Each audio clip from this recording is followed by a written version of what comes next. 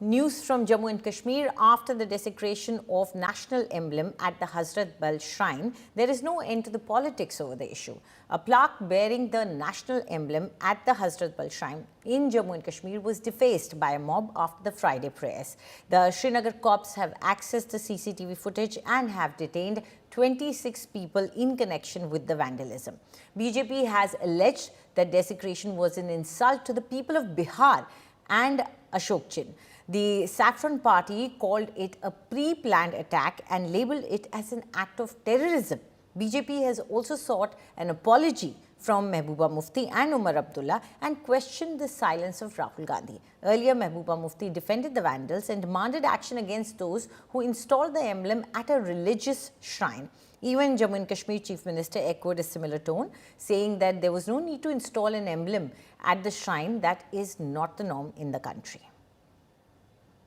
श्रीनगर के हजरत बल में जिस प्रकार से अशोक चिन्ह जो कि सम्राट अशोक ने अशोक स्तंभ में स्थापित किया था उसे तोड़ा गया और कुछ नेताओं का यह भी कहना है कि क्या आवश्यकता थी वहां अशोक चिन्ह का होना। उसे जिस प्रकार से तोड़ा गया है ये न केवल देश का अपमान है, यह अशोक सम्राट और स्वाभाविक रूप से अशोक सम्राट और बिहार उनका जो मिलान है, प्रत्येक बिहारी का ये अपमान है कि आप अशोक चिन्ह को तोड़ेंगे। अशोक सम्राट की अस्मिता केवल यूपी और बिहार से नहीं था।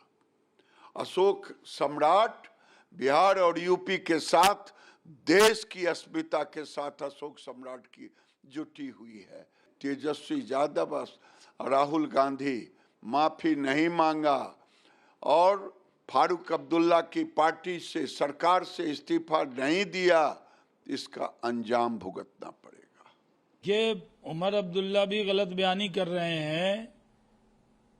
जो अशोक स्तंभ है वो कोई धार्मिक चिन्ह नहीं है, वो राष्ट्रीय चिन्ह है। और जहां पर भी जो गवर्नमेंट की संस्था काम करती है वो उसमें लगाया जाता है। उस पर जिस तरह की राजनीति हो रही है ये नफरती राजनीति है, ये दुर्भाग्यपूर्ण है। किस तरह उसको तोड़ना, अपने देश में अशोक स्तंभ को कोई तोड़ेगा, ये कहीं से भी स्वीकार नहीं है। अशोक स्तंभ जो है वो इस देश का प्रतीक है और उसको कोई खंडित करने वाले बिल्कुल वो दंडित। अशोक स्तंभ हमारा राष्ट्रीय प्रतीक है। अब धार्मिक स्थल पर उसका प्रयोग, धर्म और राजनीति के बीच का जो संबंध, ये तमाम ऐसे मुद्दे, और जम्मू कश्मीर देश का मुकुट है तो तनाव नहीं हो, यह इसकी तो अधिकतम गारंटी करने की ज़रूरत है।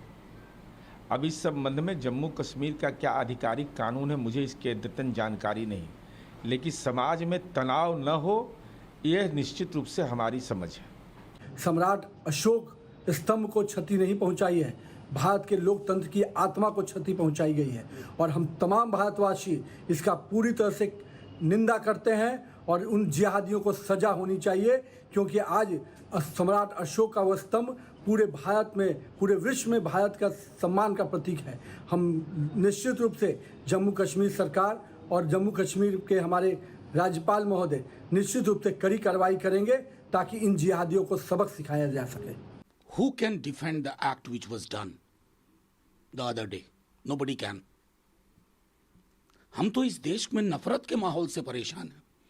हमारे प्रधानमंत्री भैंस मंगलसूत्र मुजरा बोलेंगे तो देश में जहर नहीं फैलेगा। गली नुक्कड़ सबको बांट के रख दिया। जहर जहर जहर, कितनी गिनवा दूं? ये वो देश नहीं है भाई। क्या हो रहा है?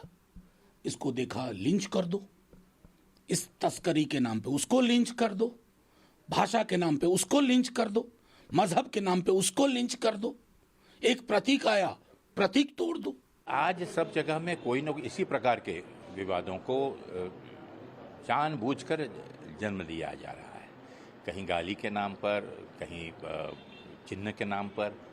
मुद्दा आज यह है कि आज का ज्वलन प्रश्न यह है कि ये सरकार जवाब दे कि वो सत्ता पर रहने के अधिकारी हैं या नहीं है। तो आज मुद्दा इस चीज़ का है कि इस मुद्दे को, लोगों का ध्यान इस मुद्दे से हटाने के लिए जगह जगह पर इसी प्रकार की अनेक घटनाएं आप देखेंगे। There have also been various political voices that have questioned the act of putting the emblem on shrine plaque at the first place, which is being seen by the BJP as backing the vandals. उस पत्थर पे emblem लगना चाहिए था या नहीं लगना चाहिए था, पहले तो वो सवाल बनता है।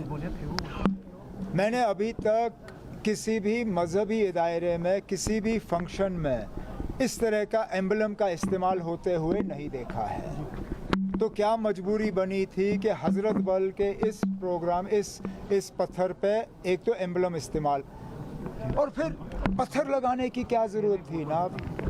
क्या काम काफ़ी नहीं था? दरगाह हजरत बल को ये सूरत जो है, ये शक्ल शेर कश्मीर शेख मोहम्मद अब्दुल्ला ने दिया था। मुझे तो बताइए ना, कहीं पे उन्होंने ऐसा पत्थर लगाया? आज भी लोग उनके काम को याद करते हैं, इस बात के बावजूद कि उन्होंने वहाँ अपने नाम का कोई पत्थर नहीं लगाया। पत्थर लगाने की ज़रूरत ही नहीं थी।